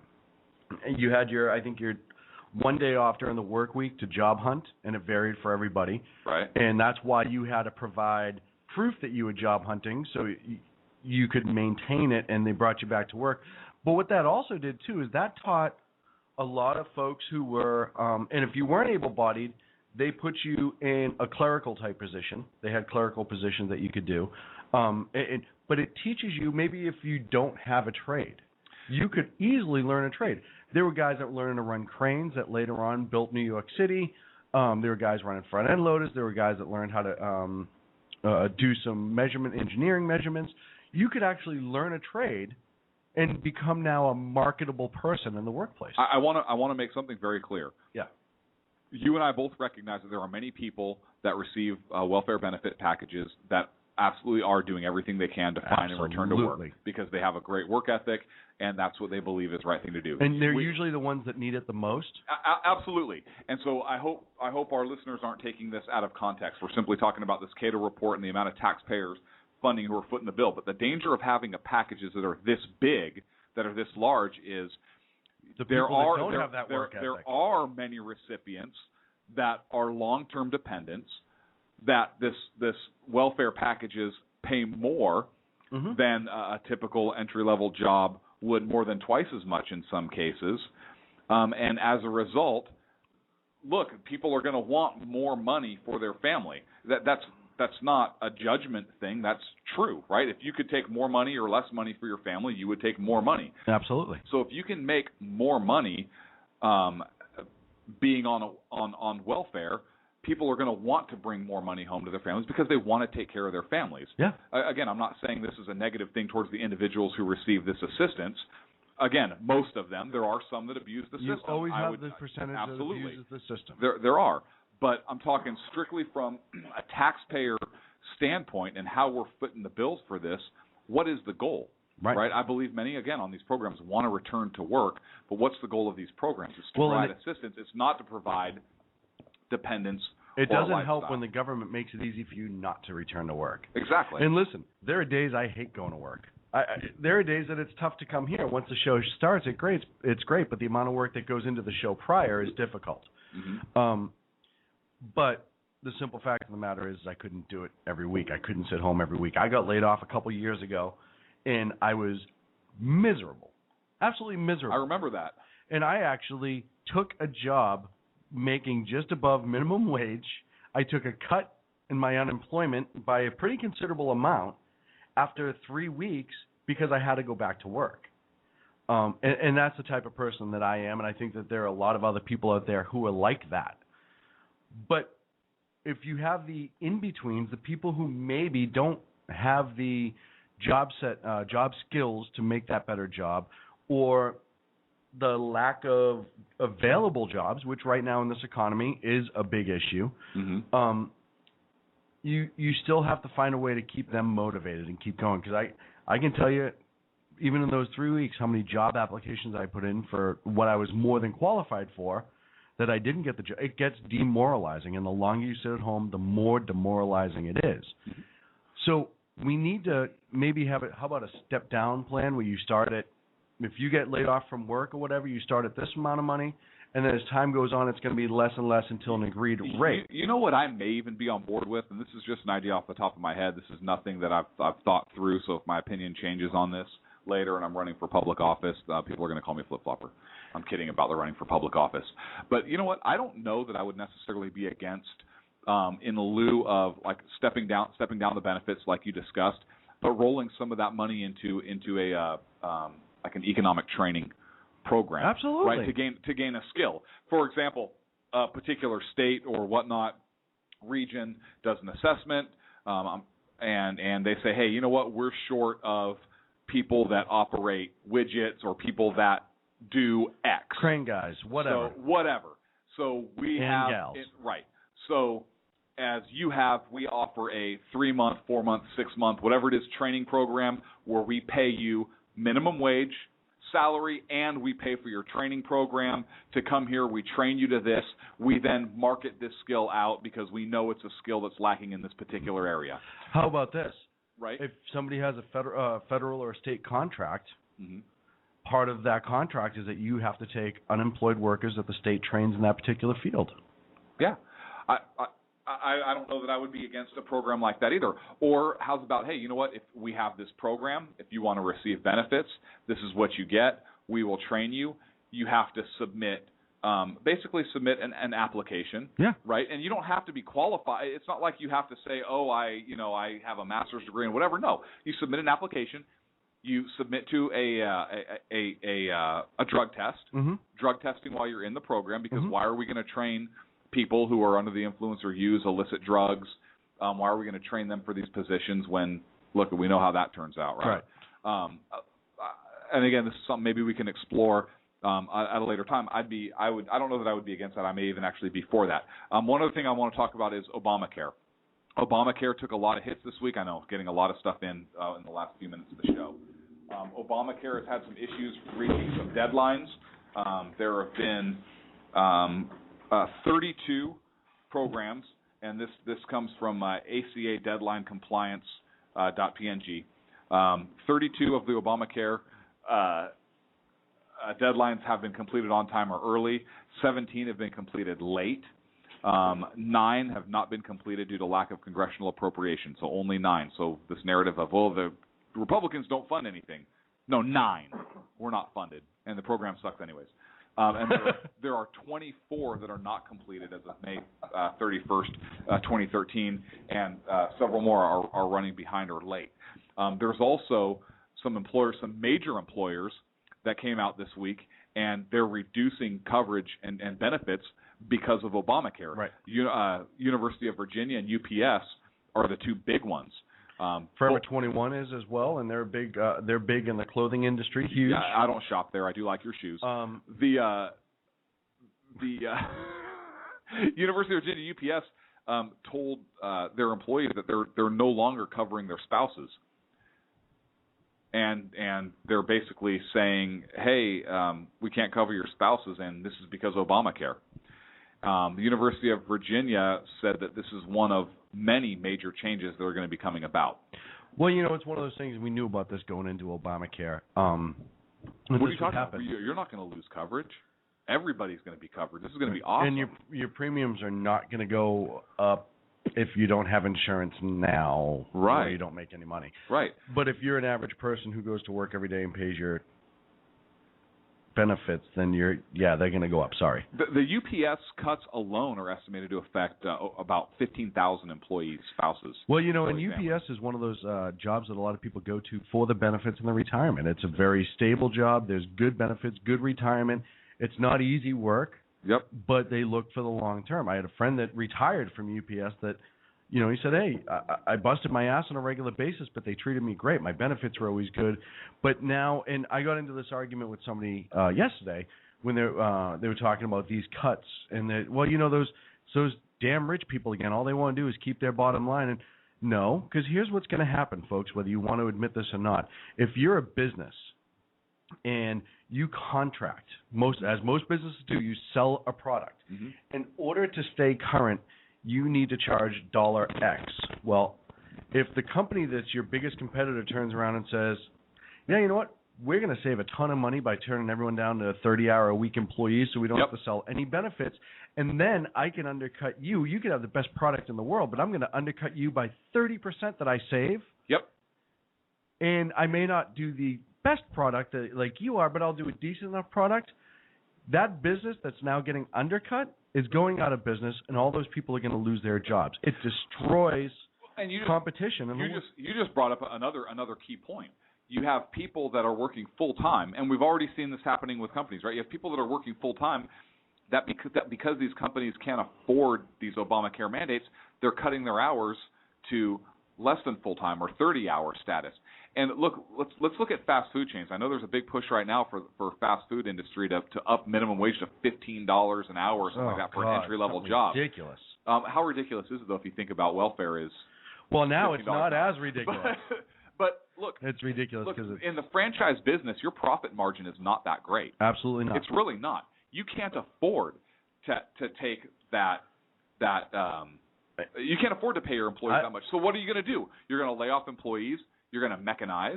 Yeah. Right? You're going to do things to where you can save your money and still maintain the thin profit margin you already have. Well, and let's look at Sackheads Radio. I can tell you from being in private sector, small business owner here, being private sector prior. Right. Our profit margin, we upcharged somewhere like 1.5%. Mm-hmm. That's all profit. That's it. That's the only profit. Everything else went to insurance, benefits, unemployment insurance, taxes were the biggest one.